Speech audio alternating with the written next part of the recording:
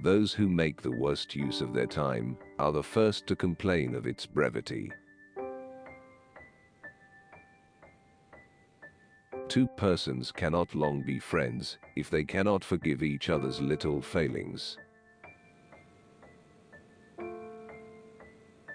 Life is a tragedy for those who feel, and a comedy for those who think. The pleasure of criticizing takes away from us the pleasure of being moved by some very fine things. Such a great misfortune not to be able to be alone.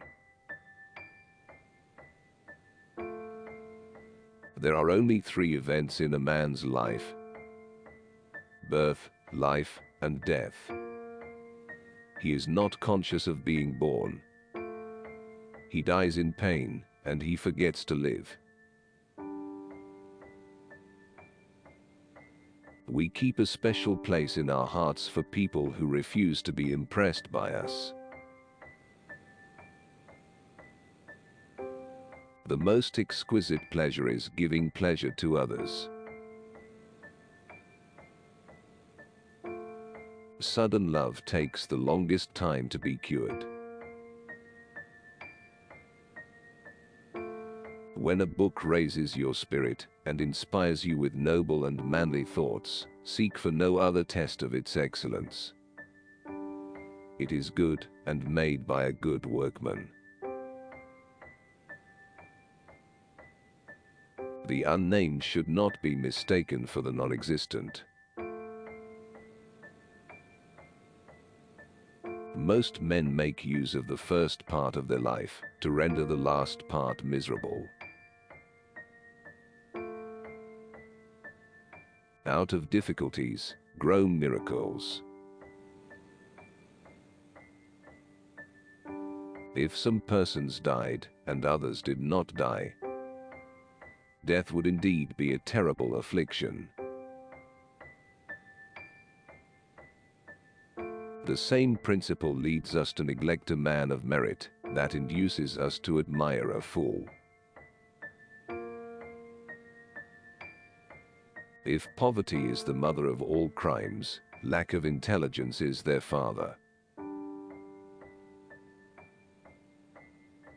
The very essence of politeness is to take care that by our words and actions we make other people pleased with us, as well as with themselves. A wise man is cured of ambition by ambition itself. His aim is so exalted that riches, office, fortune, and favor cannot satisfy him. We can recognize the dawn and the decline of love by the uneasiness we feel when alone together. One seeks to make the loved one entirely happy, or, if that cannot be, entirely wretched. The pleasure of criticism takes away from us the pleasure of being deeply moved by very fine things. Generosity lies less in giving much than in giving at the right moment. Time, which strengthens friendship, weakens love. If it is true that one is poor on account of all the things one wants, the ambitious and the avaricious languish in extreme poverty. Not to be able to bear with all bad-tempered people with whom the world is crowded shows that a man has not a good temper himself. We are afraid of the old age which we may never attain. Grief at the absence of a loved one is happiness compared to life with a person one hates. A man is rich whose income is larger than his expenses, and he is poor if his expenses are greater than his income. There is no road too long to the man who advances deliberately and without undue haste. There are no honors too distant to the man who prepares himself for them with patience. Everything has been said, and we are more than 7,000 years of human thought too late.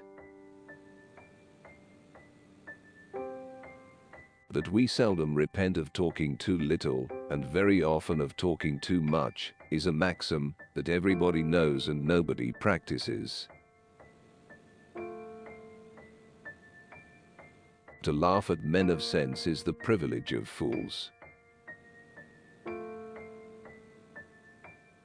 A person's worth in this world is estimated according to the value they put on themselves. No vice exists which does not pretend to be more or less like some virtue, and which does not take advantage of this assumed resemblance. As favor and riches forsake a man, we discover in him the foolishness they concealed, and which no one perceived before. The same common sense which makes an author write good things, makes him dread they are not good enough to deserve reading. We should only endeavor to think and speak correctly ourselves, without wishing to bring others over to our taste and opinions. This would be too great an undertaking. All of our unhappiness comes from our inability to be alone.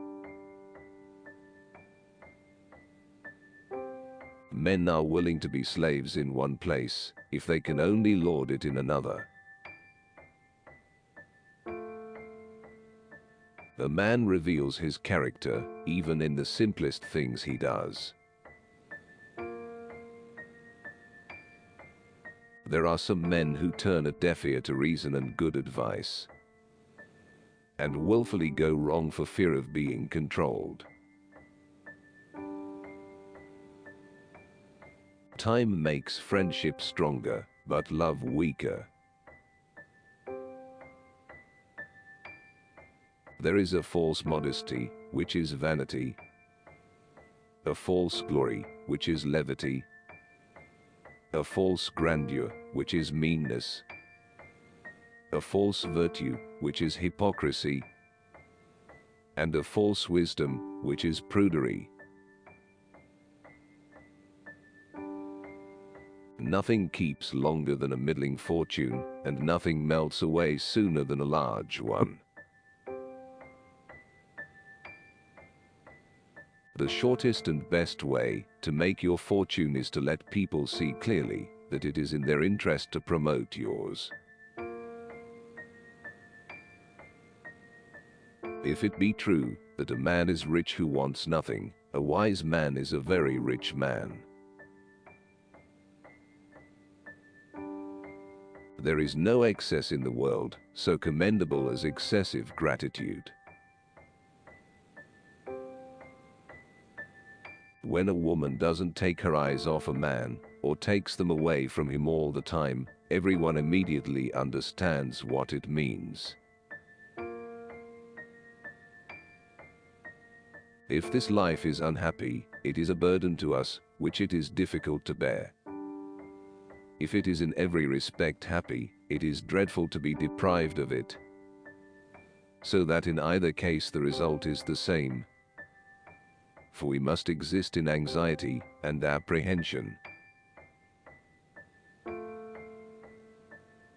It is a great misfortune neither to have enough wit to talk well, nor enough judgment to be silent. Children have neither past nor future. They enjoy the present, which very few of us do. Caprice in woman is the antidote to beauty. A party spirit betrays the greatest men to act as meanly as the vulgar herd. The spendthrift robs his heirs, the miser robs himself. Next to sound judgment, diamonds and pearls are the rarest things in the world. Women become attached to men by the intimacies they grant them. Men are cured of their love by the same intimacies. The exact contrary of what is generally believed is often the truth. A coxcomb is one whom simpletons believe to be a man of merit.